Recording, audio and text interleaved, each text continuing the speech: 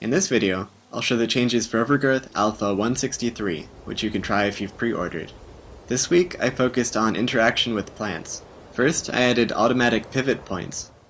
If the plants rotate, they rotate around the nearest surface point, so they're properly anchored in the world.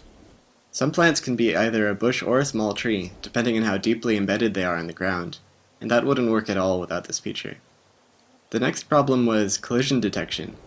In 3D games, plants are composed of many intersecting planes that are disguised as leaves using alpha-mapped textures. This causes a problem for collision detection because the base geometry doesn't accurately represent what the player sees.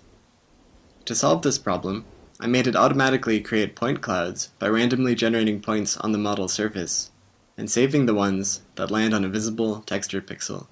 Then it shrink wraps this point cloud to create a simplified convex hull, which is a shape that can be used for efficient collision detection. The player collides with the plants using a skinnier version of the standard collision ellipsoid, with a few nested copies to help detect penetration depth. When collisions occur, it plays foliage sounds recorded by Tapio, with different variations based on movement speed.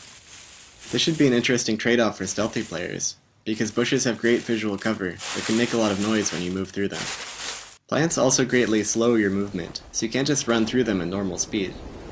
You also can't jump through them very well, unless you flip to reduce your surface area.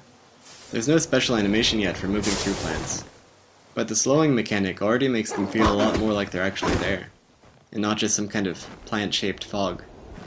That's it for this week. If you'd like to pre-order and try the alpha for yourself, you can do that at wolfire.com/preorder. If you'd like to hear about development news as soon as it happens, you can follow me on Twitter @wolfire.